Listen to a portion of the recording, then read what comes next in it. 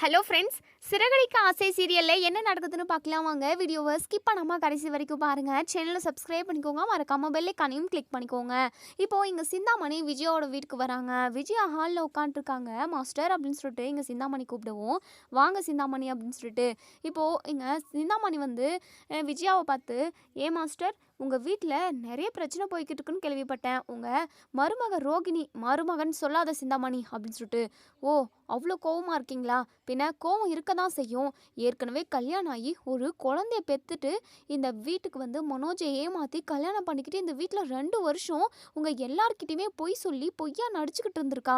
உங்களுக்கு கோவம் வராமல் இருக்குமா? பின்ன ஊர் ஃபுல்லாக உங்கள் வீட்டுக்கு அதை தான் மாஸ்டர் பேசிக்கிட்டு இருக்காங்க அப்படின்னு சொல்லிட்டு எங்கள் சின்னாமணி வந்து சொல்கிறாங்க. என்ன பண்ணுறது, எல்லாம் என் தலையெழுத்து. இந்த ரோகிணி அந்த பார்லர்காரியை நான் ரொம்ப நல்லவன்னு சொல்லிட்டு கல்யாணம் பண்ணி கூட்டிகிட்டு வந்தேன். ஆனால் அவள் என்னடானா எங்கள் தலைமலை பெரிய கல்லாக தூக்கி போட்டுட்டு போயிட்டா, பாவி பொண்ணு அப்படின்னு சொல்லிட்டு எங்கள் விஜயா பயங்கர கோவத்தில் இருக்காங்க.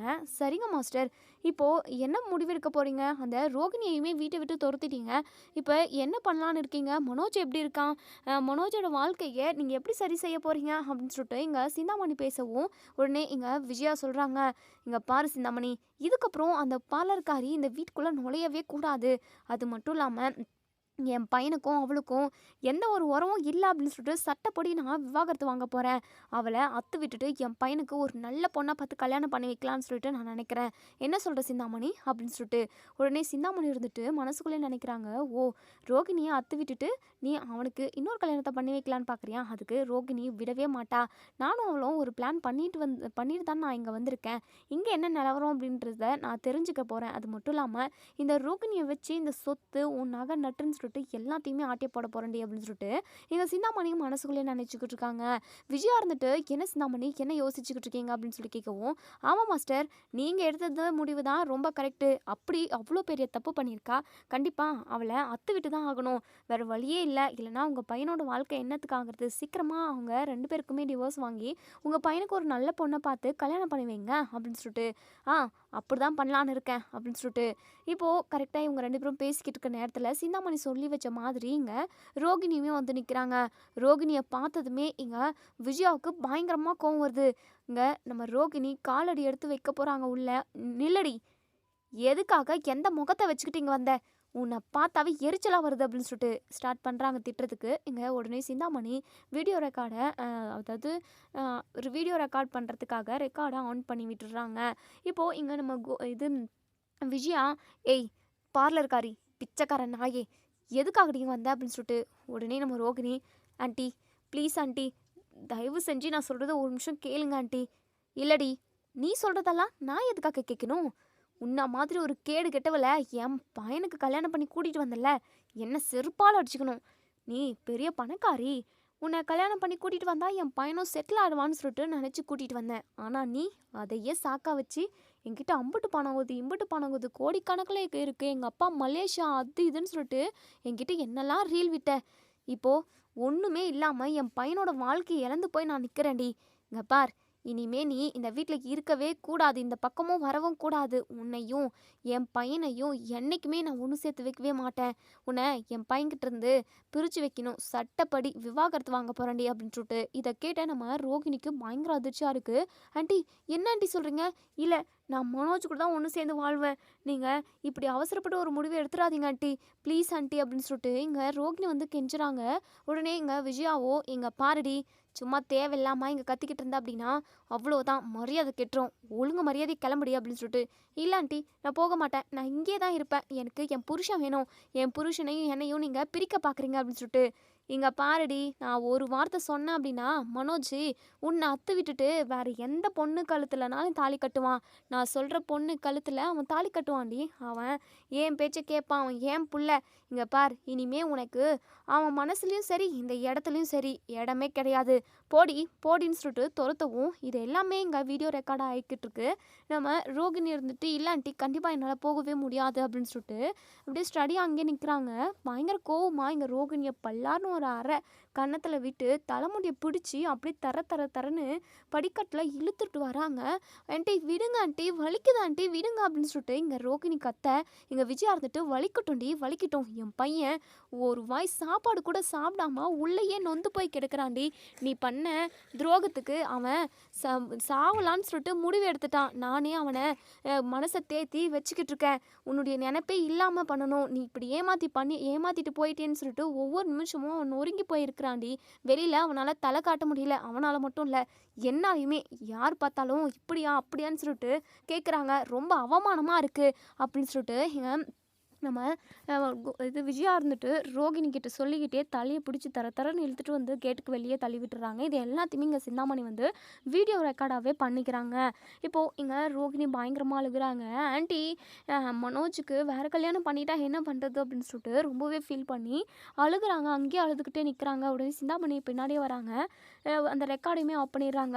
என்ன மாஸ்டர், இந்த பொண்ணு இவ்வளோ அடமண்ட்டாக வந்து இங்கே திரும்பவும் நிற்கிறான், இவகிட்டேருந்து எப்படி நீங்கள் விவாகரத்து வாங்க முடியும்? கண்டிப்பாக இந்த பொண்ணு விவாகரத்து வாங்கலாம் விடமாட்டா போல அப்படின்னு சொல்லிட்டு விஜயா இருந்துட்டு, இங்கே பாரு சிந்தாமணி, நான் யாருன்னு இவளுக்கு தெரியல, என்னோட சுயரூபத்தை இவளுக்கு காட்டுறேன் அப்படின்னு சொல்லிட்டு அப்புறம் அங்கே ரோகிணி அழுதுகிட்டே அங்கேருந்து போயிடுறாங்க. இங்கே நம்ம விஜயா இருந்துட்டு இங்கே நம்ம மாஸ்டர்கிட்டே, இங்கே பாருங்கள் மாஸ்டர், நீங்கள் கவலைப்படாதீங்க, உங்கள் பையனோட வாழ்க்கை நல்லாயிருக்கும், நீங்கள் கவலையே படாதீங்க அப்படின்ற மாதிரி நடிச்சுட்டு அங்கேருந்து கிளம்பி போயிடுறாங்க. இங்கே விஜயா பயங்கர டென்ஷனில் இருக்காங்க. இப்போது இங்கே நம்ம அண்ணாமலை வெளியே போயிருந்து அப்போ தான் வீட்டுக்கு வரவும் இங்கே விஜயா பயங்கர கோவமாக இருக்காங்க. உடனே அண்ணாமலை இருந்துட்டு, என்ன விஜயா ஏன் இப்படி இருக்குது அப்படின்னு சொல்லி கேட்கவும் இந்த ரோகிணி வந்தது எல்லா விஷயத்தையுமே இங்கே சொல்கிறாங்க. எந்த தைரியத்தில் எந்த முகத்தை வச்சுக்கிட்டு அந்த ரோகிணி இந்த வீட்டுக்குள்ளே வந்தா அப்படின்னு சொல்லி கேட்கவும், என்ன எப்படியாவது திரும்பவும் நம்மக்கிட்ட பொய்ய சொல்லி நம்மளை ஏமாற்றி இந்த வீட்டுக்குள்ளே நுழைஞ்சிடணும்னு சொல்லிட்டு வந்தா, அதுக்கு நான் இடம் கொடுக்கல. ஏங்க, நான் உங்ககிட்ட ரெக்வஸ்ட்டாக ஒரு விஷயம் கேட்குறேங்க, ப்ளீஸுங்க, உங்களுக்கு தெரிஞ்ச க்ளோஸான ஒரு லாயர் யாருன்னா இருந்தாங்கன்னா சொல்லுங்கள், நான் அவங்கக்கிட்ட பேசி எப்படியாவது அந்த ரோகிணிக்கும் என் பிள்ளை மனோஜுக்கும் விவாகரத்து வாங்கிட்டு என் பிள்ளையோட வாழ்க்கையை நான் சிறப்பாக அமைச்சு வைக்கணுங்க. அவனை பார்க்க பார்க்க என் வயிறு பற்றிக்கிட்டு எரியுதுங்க. அவன் நல்லா இருக்கணும்னு சொல்லிட்டு நான் ஒவ்வொரு நிமிஷமும் கடவுளை வேண்டிக்கிட்டே இருப்பேன். ஆனால் அவனோட வாழ்க்கை இப்படி ஆகிட்டுக்குது அப்படின்னு சொல்லிட்டு தெரிஞ்ச அன்னைக்குலேருந்து நான் நிம்மதியாகவே இல்லைங்க. சாப்பாடு கூட தொண்டையில் இறங்க மாட்டேங்குது. அந்த மாதிரி எனக்கு ரொம்பவே துக்கமாக இருக்குங்க.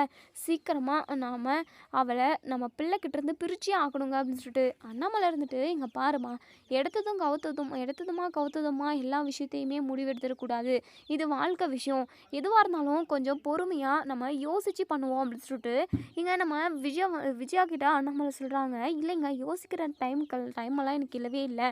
எத்தனை டைம் யோசித்தாலுமே அந்த ரோகிணி அந்த பார்லர்காரி என் பிள்ளைக்கு செட் ஆனவளே கிடையாது அப்படின்னு சொல்லிட்டு இங்கே நம்ம அதாவது விஜயா வந்து சொல்கிறாங்க.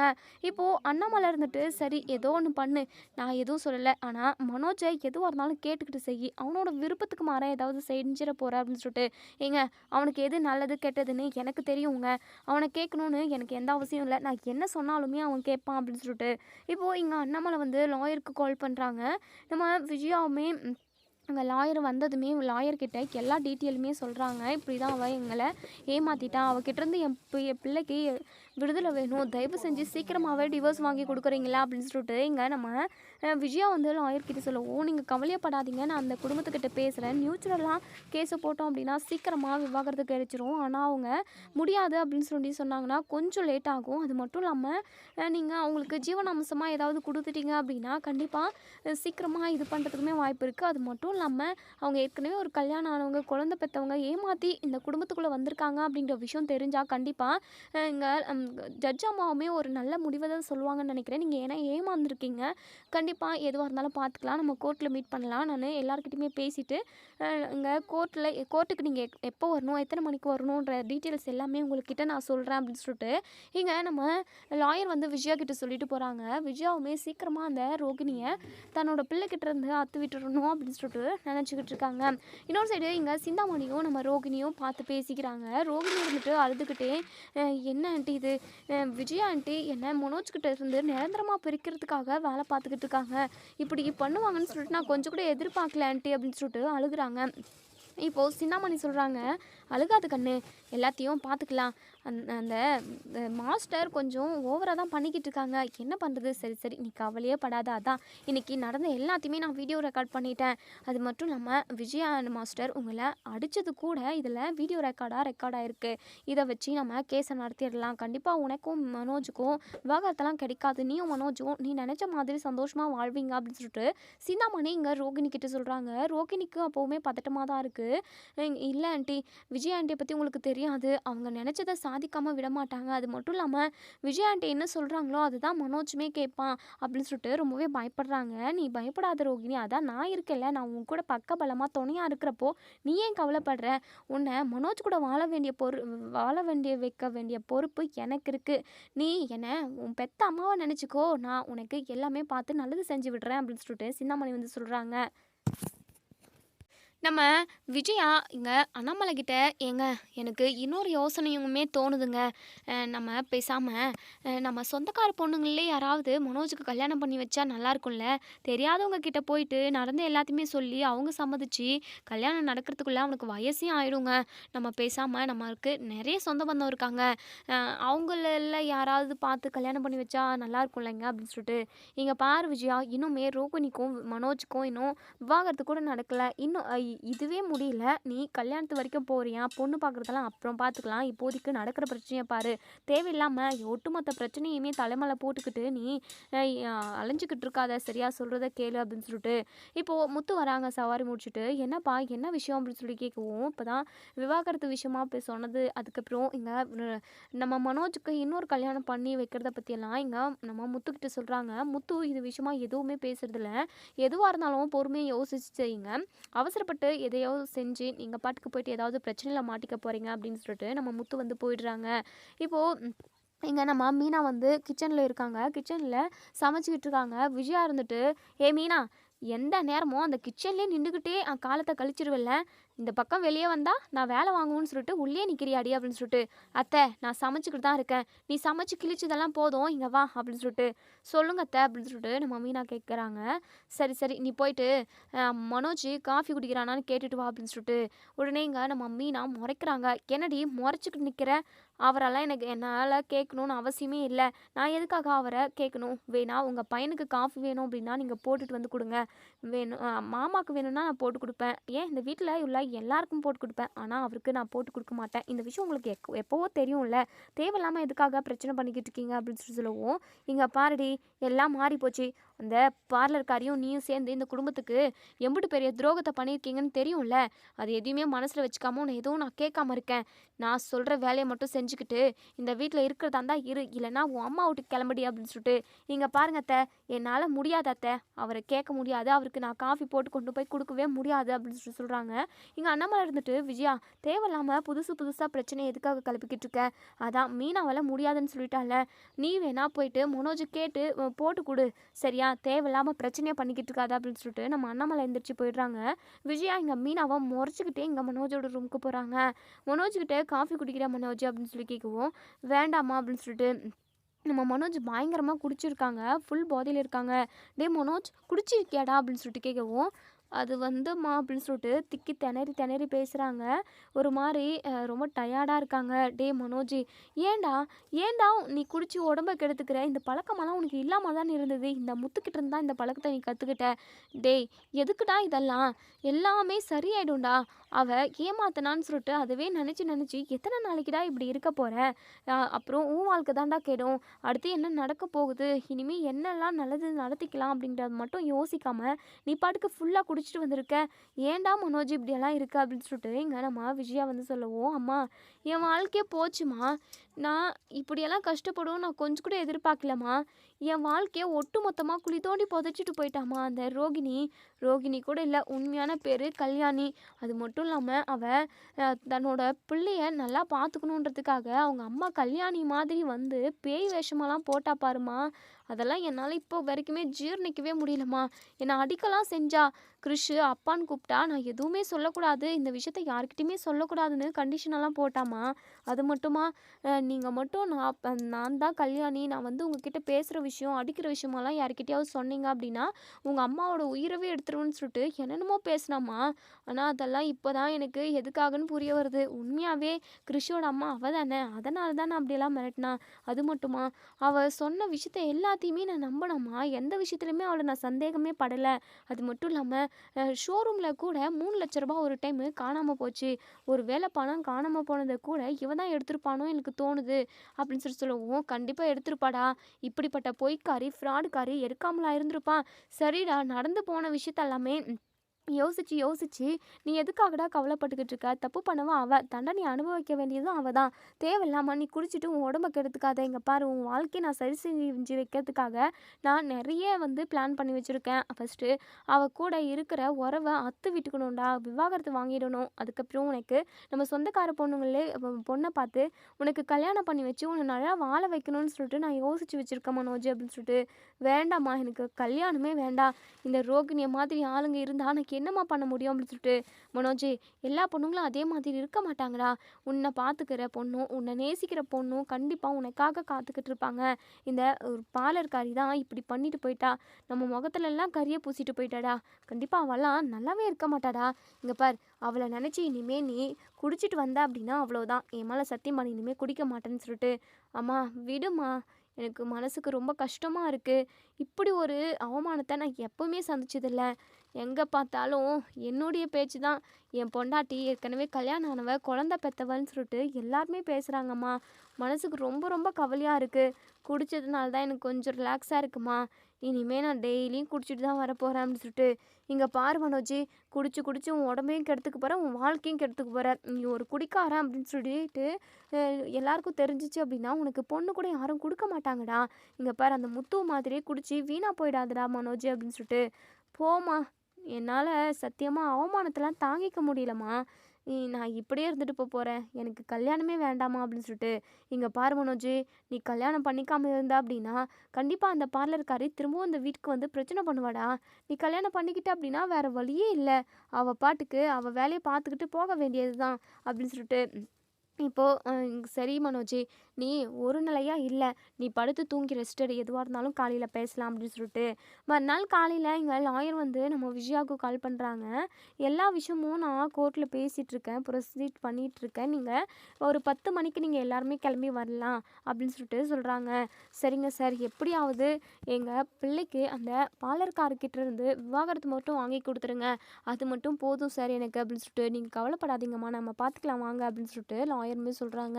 இப்போது இங்கே நம்ம விஜயா வீட்டில் உள்ள எல்லாருக்கிட்டையுமே சொல்கிறாங்க. இப்போ ஸ்ருதி இருந்துட்டு, இங்கே பாருங்க ஆண்டி, நீங்கள் விவாகரத்து வாங்கி மட்டும் மனோஜுக்கு இன்னொரு கல்யாணத்தை பண்ணி வச்சிங்க அப்படின்னா கூட அது ஒரு எப்போவுமே ஒரு சொல்லாகவே இருக்கும், ஒரு பேச்சாகவே இருக்கும். வந்தவ கூட உனக்கு ஏற்கனவே கல்யாணம் ஆயிடுச்சுல, நீ ஏற்கனவே கல்யாணம் ஆனவன் தானேன்னு சொல்லிட்டு ஏதோ ஒரு சுச்சுவேஷனில் கேட்பாங்க. அது மட்டும் இல்லாமல் ரொம்ப மனோஜை வந்து டார்ச்சர் பண்ணுவாங்க. இப்படி மனோஜோட வாழ்க்கை ரொம்பவே கொடுமையாக போகிறதுக்கு கூட நிறைய வாய்ப்பு இருக்குது. நீங்கள் பேசாமல் ரோகிணியவே திரும்பவும் கூப்பிட்டு அவர் கூட ஒன்று சேர்த்து வச்சுடுங்க, அதுதான் அவருக்கு கரெக்டாக இருக்கும். ஏன்னா ரோகிணி பொய் சொல்லியிருக்காங்க, ஆனால் அவங்க சொன்ன பொய் எல்லாமே மனோஜ்க்காக தான்.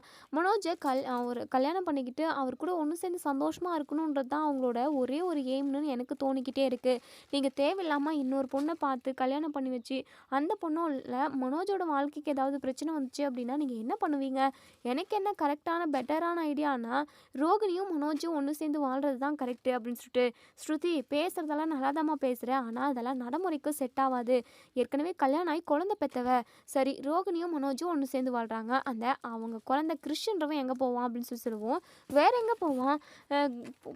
பிள்ளை பெற்ற தாய்க்கிட்ட தான் இருப்பாங்க. அப்போது ரோகிணி கூட தான் கிறிஷும் இருக்கணும். கிறிஷுக்கு அப்பாவும் அம்மாவும் ரோகிணியும் மனோஜும் தான் அப்படின்னு சொல்லி சொல்கிறாங்க. இல்லை இல்லை, கண்டிப்பாக அதெல்லாம் என்னால் ஏற்றுக்கவே முடியாது. கண்டிப்பாக அப்படி ஒரு விஷயம் நடக்கவே கூடாது. என் பிள்ளை மனோஜுக்கு ஒரு நல்ல வாழ்க்கையை அமைச்சு கொடுக்கணும்னு சொல்லிட்டு தான் நான் யோசித்து வச்சுருக்கேன். அந்த பார்லர்காரி திரும்பவும் இந்த வீட்டுக்குள்ளே காலடி எடுத்து வைக்கவே கூடாது அப்படின்ற மாதிரி ரொம்பவே கட் அண்ட் ரைட்டாக எங்கள் நம்ம விஜயா வந்து சொல்கிறாங்க. நம்ம ரவி இருந்துட்டு, ஸ்ருதி நீ விடு ஸ்ருதி, இது விஷயமா நீ எதுவும் பேசாத, அம்மாவுக்கு எது கரெக்டாக படுதோ அதை செய்யட்டும்.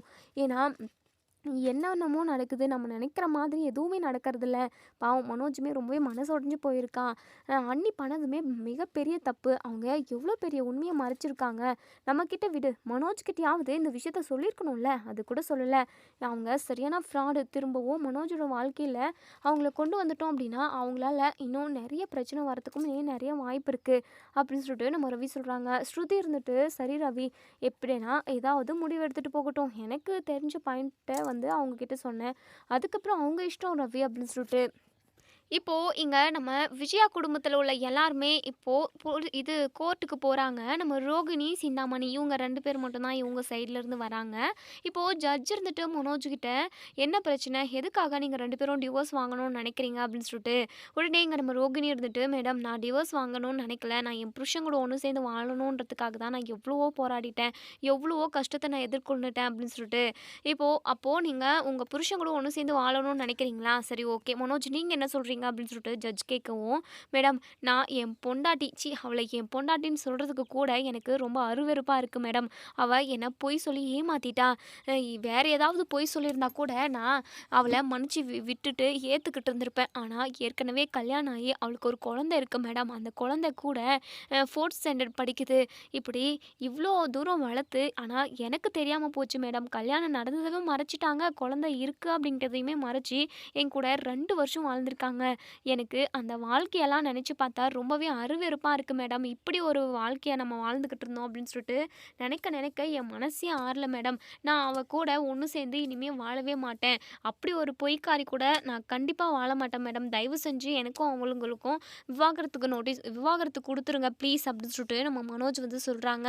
இப்போ இங்க நம்ம ரோகிணி இருந்துட்டு, "இல்ல, இல்ல மேடம், வேண்டாம் மேடம். மனோஜ், ஏன் மனோஜ் இப்படியெல்லாம் பேசுறீங்க? தயவு செஞ்சு இப்படியெல்லாம் பேசாதீங்க மனோஜ். உங்க கூட ஒண்ணு சேர்ந்து வாழணும்னு நான் ஆசைப்படுறேன் மனோஜ். ப்ளீஸ் மனோஜ்" அப்படின்னு சொல்லிட்டு இங்க ரோகிணி பயங்கரமா அழுகவும், உடனே இங்க நம்ம மனோஜ் இருந்துட்டு, "ச்சீ!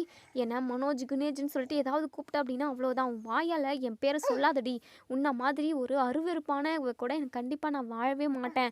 தயவு செஞ்சு எனக்கும் அவளுக்கும் விவாகரத்து குடுத்துருங்க மேடம்" அப்படின்னு சொல்லிட்டு இப்போ இங்க ஜட்ஜ் இருந்துட்டு, "இங்க பாருங்க 2 பேருமே ஒரு குழப்பத்துல இருக்கிற மாதிரியே இருக்கு. ஏதோ ஒண்ணு அவங்களுக்கு கல்யாணம் நடந்தது வந்து ஏதோ ஒரு சிச்சுவேஷன்ல நடந்திருக்கும். நீங்க வேணா ஒரு 6 மாசம் டைம் எடுத்துக்கிறீங்களா?" அப்படின்னு சொல்லிட்டு மனோஜ் இருந்துட்டு, "இல்ல மேடம், கண்டிப்பா நான் அ எப்ப எப்ப கேட்டாலுமே நான் இதே முடிவ தான் சொல்லுவேன்" அப்படின்னு சொல்லிட்டு இங்க நம்ம ரோகிணி இருந்துட்டு, "மேடம், எனக்கு நடந்த கொடுமைய நீங்களே கேளுங்க மேடம்" அப்படின்னு சொல்லிட்டு இப்போ இங்க நம்ம ரோகிணிக்கு கல்யாண வாழ்க்கையில என்னலாம் நடந்ததோ, அவங்க புருஷன் குடிகாரன், அது மட்டும் இல்லாம அவங்க அப்பா, அம்மா சின்ன வயசுலயே அவங்களோட சம்மதம் இல்லாம கல்யாணம் பண்ணி வச்ச விஷயம், அது மட்டும் இல்லாம அவங்களோட ஹஸ்பண்ட் வந்து குடிச்சிட்டு வந்து அவங்கள தொந்தரவு பண்றது, கொடுமை பண்றது, அது மட்டும் இல்லாம படிக்க கூட விடமாட்டாங்க. அதுலயும் படிச்சு ஏதோ டிகிரி முடிச்ச விஷயம், அது எல்லாமே சொல்றாங்க. 3 மாசம் வயித்துல குழந்தை இருக்கிறப்ப அவங்க ஆக்சிடென்ட்ல இறந்த விஷயம்னு சொல்லிட்டு எல்லாத்தையுமே சொல்லிடுறாங்க. முழுசா வாழ்ந்ததே அவர் கூட நான் 3 மாசம் தான் மேடம் அப்படின்னு சொல்லிட்டு, அதுக்கப்புறம் தான் நான் மனோஜ பார்த்தேன். கொஞ்ச நாள் கழிச்சு நான் குழந்தை பொறந்ததுக்கு அப்புறம் தான் ஒரு 6, 7 ஒரு வயசு ஆயிட்டுருக்கும். நான் கிரிஷ் கூட எங்க அம்மாகிட்டயே விட்டு வளர்க்க வச்சேன். மனோஜ பார்த்ததுமே எனக்குமே ரொம்ப பிடிச்சிருச்சு. அவருக்குமே பிடிச்சு போய் 2 பேருமே ப்ரப்போஸ் பண்ணிக்கிட்டு நாங்க 2 பேருமே ஒருத்தர் க்ளோஸா லவ் பண்ண ஆரம்பிச்சோம். அதுக்கப்புறம் என் மாமியாரே, அதான் மனோஜோட அம்மாவே எங்க 2 பேருக்குமே கல்யாணம் பண்ணி வச்சாங்க. நாங்க 2 பேரும் ரொம்ப சந்தோஷமா தான் வாழ்ந்துக்கிட்டு இருந்தோம் மேடம். நான் சொன்ன ஒரே பொய், எனக்கு கல்யாணம் ஆயிடுச்சு. அதனால ஒரு குழந்தை இருக்குன்ற விஷயத்த மட்டும் தான் நான் மறைச்சேன். அதுக்கப்புறம் அந்த விஷயத்த மறைக்கிறதுக்காக தான் நான் நெறைய பொய் சொல்ல வேண்டியதா இருந்தது. அது மட்டும் இல்லாம மனோஜ் கூட நான் ஒண்ணு சேர்ந்து வாழணுன்ற ஒரே காரணத்துக்காக தான் நான் இந்த மாதிரியான எக்கச்சக்கமான விஷயத்த சொன்னேன். ப்ளீஸ் மேடம், தயவு செஞ்சு என் சிச்சுவேஷன புரிஞ்சுக்கிட்டு தயவு செஞ்சு என் புருஷன் கூட என்ன ஒண்ணு சேர்த்து வச்சுருங்க. என் மாமியார் என்ன அடிச்சு கொடுமைப்படுத்துறாங்க. அது மட்டும் இல்லாம என்ன விவாகரத்து பண்ணி முடிச்சுட்டு மனோஜுக்கு இன்னொரு கல்யாணம் பண்றதா அவங்க பேசிக்கிட்டு இருக்காங்க. அது மட்டும் நடக்கவே கூடாது மேடம். தயவு செஞ்சு நீங்க என் மாமியார் கிட்ட பேசணும். என் மாமியார் என்ன அடிச்சு கொடுமைப்படுத்துறாங்க மேடம். என்ன அடிச்சு வெளிய தொரத்தி விட்டுட்டாங்க மேடம். தலைமுடியெல்லாம் புடிச்சு இழுத்து தலைமுடிய பிச்சு எல்லாம் எடுத்துட்டாங்க மேடம் அப்படின்னு சொல்லிட்டு அந்த வீடியோ ரெக்கார்டர்ஸ் எல்லாமே காட்டுறாங்க. இங்க விஜயா பயங்கரமா அதிர்ச்சி ஆகுறாங்க. அங்க அதாவது நீதிபதி வந்து அத பார்த்துட்டு, சரி நீங்க 2 பேருமே 6 மாசத்துக்கு அப்புறம் தான் நீங்க இங்க வரணும். அதுக்கப்புறம் தான் உங்களுக்கு முடிவு தெரியும். அதுவரைக்கும் நீங்க கவுன்சிலிங் போகணும் அப்படின்னு சொல்லிட்டு எங்க ஜட்ஜ் வந்து போயிடுறாங்க. இப்பதான் ரோகிணிக்கு ரொம்பவே நிம்மதியாக ரிலாக்ஸாக இருக்குது. இங்கே மனோஜுக்கு பயங்கர கடுப்பாக இருக்குது. விஜயா பயங்கரமாக இங்கே ரோகிணியை பார்த்து முறைச்சிக்கிட்டு இருக்காங்க. இப்போது வீட்டுக்கு போயிட்டு பயங்கரமாக டென்ஷன் இருக்காங்க. அண்ணாமலை இருந்துட்டு இங்கே பாரு விஜயா, தேவையில்லாமல் நீ டக்கு டக்குன்னு முடிவு எடுக்கிறேன்னு எனக்கு தோணுது அப்படின்னு சொல்லிட்டு, ஏங்க நான் கரெக்டாக தாங்க முடிவு எடுக்கிறேன். எப்படியும் இந்த பாலர்காரிக்கும் நம்ம மனோஜுக்கும் கண்டிப்பாக விவாகரத்து நடந்துடும். அதுக்குள்ளே நம்ம பொண்ணை பார்த்து ரெடி பண்ணி வச்சுட்டோம் அப்படின்னா விவாகரத்து நடந்து முடிஞ்சதுமே மனோஜுக்கும் அந்த பொண்ணுக்கு கல்யாணம் பண்ணி வச்சிடலாங்க. நம்ம சொந்தக்கார பொண்ணுங்களே நான் ஒரு பொண்ணை பார்த்து செலக்ட் பண்ணிட்டேங்க அப்படின்னு சொல்லி சொல்கிறாங்க. என்ன விஜயா, எப்போ பார்த்த, எப்போ விசாரிச்ச அப்படின்னு சொல்லி கேட்கவும், எனக்கு அதுதாங்க முக்கியம். நான் எந்த வேலையுமே பார்க்கல. அந்த பொண்ணு பார்க்குற விஷயத்தில் தான் இறங்கிட்டு இருந்தேன். எல்லாருக்கிட்டையுமே விசாரித்து ஒரு பொண்ணு நல்ல பொண்ணை நான் தேர்ந்தெடுத்து செலக்ட் பண்ணியிருக்கேங்க. கண்டிப்பாக மனோஜுக்கு அது பொருத்தமான பொண்ணாக தான் இருக்கும் அப்படின்னு சொல்லிட்டு இப்போ தான் இங்கே சிந்தாமணி வராங்க. சிந்தாமணி வந்துட்டு, என்ன மாஸ்டர் ஏதோ பொண்ணு இதுன்னு சொல்லிக்கிட்டு இருக்கீங்க அப்படின்னு சொல்லி கேட்கவும், உடனே அங்கே விஜயா இருந்துட்டு, என் பையனுக்கு நாங்கள் பொண்ணு பார்த்துருக்கோம் அப்படின்னு சொல்லிட்டு, என்ன மாஸ்டர் சொல்கிறீங்க, இன்னும் அந்த பார்லர்காரி கூட விவாகரத்தே நடக்கலையா, அப்புறம் எப்படி நீங்கள் கல்யாணம் பண்ண முடியும்? கண்டிப்பாக அவங்க 2 பேருக்கும் விவாகரத்து ஆகிடும். விவாகரத்து வாங்கி கொடுக்குற வரைக்கும் நானும் விட மாட்டேன். விவாகரத்து நடந்ததுமே என் பிள்ளை மனோஜுக்கு நான் கல்யாணம் பண்ணியே ஆகணும். அதனால் இப்போ இருந்தே பார்த்து அவனுக்கு நிச்சயம் பண்ணி விட்டுட்டோம் அப்படின்னா அவன் அந்த பொண்ணு கூட பேசிக்கிட்டு இருப்பான். அதுக்கப்புறம் விவாகரத்து முடிஞ்சதும் அந்த பொண்ணுக்கும் என் பையனுக்கும் நான் கல்யாணம் பண்ணி வச்சிருவேன். இதுதான் என் பிளான் அப்படின்னு சொல்லிட்டு எங்கள் சிந்தாமணி கிட்ட சொல்கிறாங்க. சிந்தாமணி பயங்கரமாக அதிர்ச்சி ஆகுறாங்க. இந்த விஜயா மாஸ்டர் வேற லெவலில் யோசிக்கிறாங்க. சரியான கிரிமினல் போல அப்படின்ற மாதிரி இங்கே சிந்தாமணி நினைக்கிறாங்க. அதுக்கப்புறம் இங்கே சிந்தாமணி நேராக போயிட்டு ரோகிணிக்கு இந்த விஷயத்த சொல்கிறாங்க. ரோகிணி, இப்படி தான் உங்கள் மாமியார் பிளான் பண்ணியிருக்காங்க அப்படின்னு சொல்லிட்டு இதை கேட்ட நம்ம ரோகிணிக்கு பயங்கர அதிர்ச்சியாக இருக்குது. இடி விழுந்த மாதிரி இருக்குது. இந்த ஆன்ட்டிக்கிட்ட இருந்து எப்படி நம்ம மனோஜை மீட்டு கொண்டு வந்து அவருக்கு நம்ம ஒன்று சேர்ந்து வாழ முடியும் அப்படின்னு சொல்லிட்டு பயங்கர யோசனையில் இருக்காங்க. இதோட இந்த ரிவ்யூ முடியுது. இதுக்கப்புறம் என்ன நடக்க சொல்லி வெயிட் பண்ணி பார்ப்போம் ஃப்ரெண்ட்ஸ். வீடியோ பிடிச்சிருந்தா லைக் பண்ணி கமெண்ட் பண்ணி தெரிவிங்க. நம்ம மனோஜ் ரோகிணி கூட ஒன்று சேர்ந்து வாழணுமா, வாழ்ந்தால் நல்லா இருக்குமா, இல்லை மனோஜ் வந்து நம்ம ரோகிணிக்கு டிவோர்ஸ் கொடுத்துட்டா நல்லா இருக்குமா அப்படிங்கிறத நீங்கள் கமெண்ட் பாக்ஸில் கமெண்ட் பண்ணி தெரிவிங்க. இதோட இந்த ரிவ்யூ முடியுதுக்கப்புறம் என்ன நடக்க சொல்லி வெயிட் பண்ணி பார்ப்போம் ஃப்ரெண்ட்ஸ். வீடியோ பிடிச்சிருந்தா லைக் அண்ட் ஷேர். தேங்க்யூ.